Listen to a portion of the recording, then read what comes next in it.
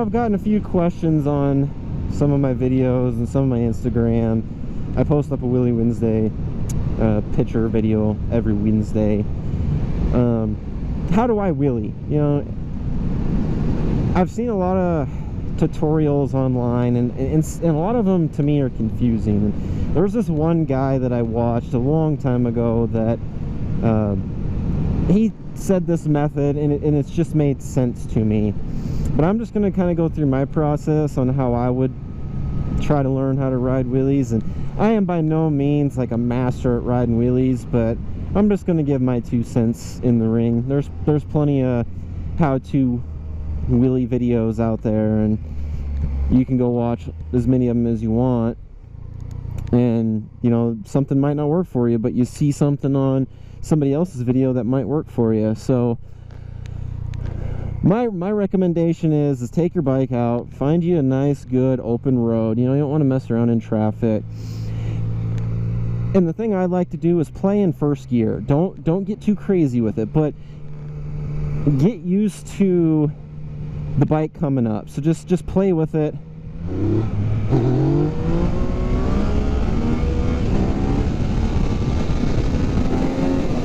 Obviously not play with it that much. That actually came up pretty good for power wheeling. But just mess around in first gear and get used to it wanting to power wheelie on you. That's the first essential thing I think you need to learn. You need to get used to that feeling of the front end coming up. So just play around in first, slow speeds, depending on what your bike will do. Don't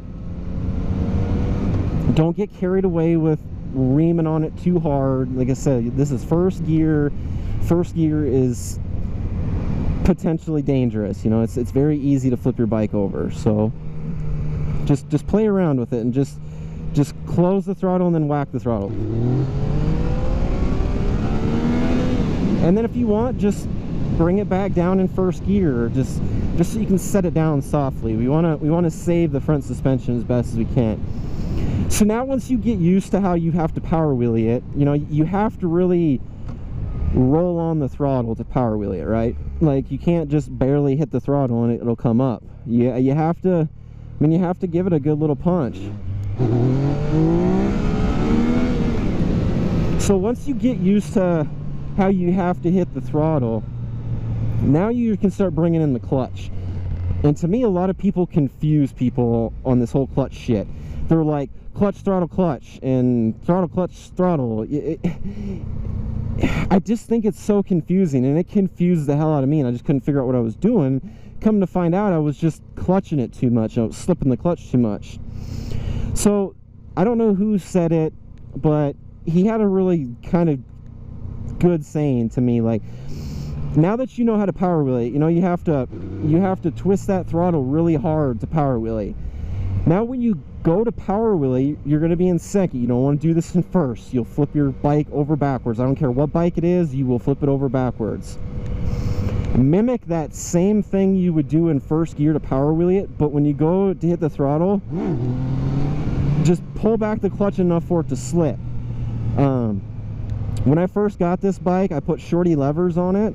I had to adjust the clutch so it would disengage closer to me, so I'd have to pull it a little more, and that really helped my errors I was making on trying to pop this bike up, because every bike's, you know, going to be different riding wheelies on. This one is really different than my Supermoto. My Supermoto is so easy to ride wheelies. This thing, you know, is kind of difficult to ride wheelies, but I definitely am getting better at it. So like I said, once you learn how to bring it up, power wheeling it in first, that's when you really want to start messing around with second gear. You know, most bikes are going to be second gear.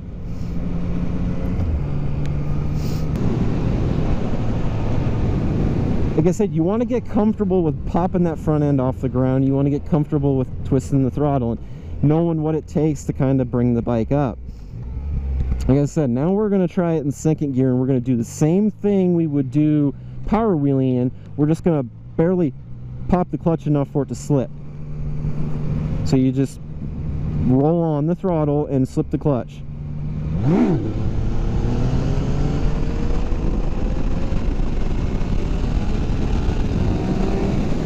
See, I mean, it's once you get used to it, now it's going to take some getting used to adding this clutch in, but don't worry about popping it off the ground too high. If you pop it a couple feet, a foot, just ride it out as best you can. And my advice is to learn how to shift when you're down low at the ground, because once you learn how to shift down low, it's going to get you more comfortable when you get it up higher.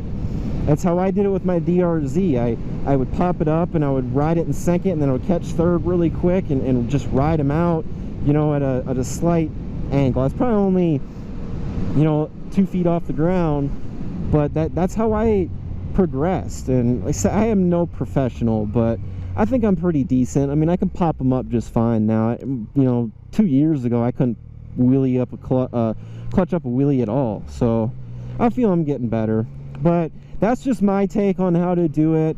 Like I said, learn how to wheelie it in first. You know, get used to twisting that throttle to power it up, and then just switch to using the clutch in second gear. And you just got to get used to timing. You got to time it right.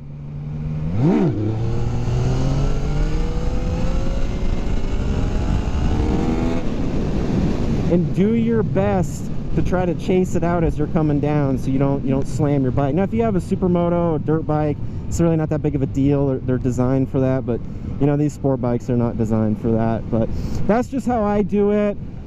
If it's confusing to you, or if you want me to go in a little more detail, or there's just not something you quite understand what I'm saying, shoot me a comment, send me a message. I will reply to you. Just the biggest thing you guys need to do is just come out and find somewhere that's open, and you can play around and not hurt other people. You know, you're out here doing something, you know, you're probably going to hurt yourself, potentially hurt yourself.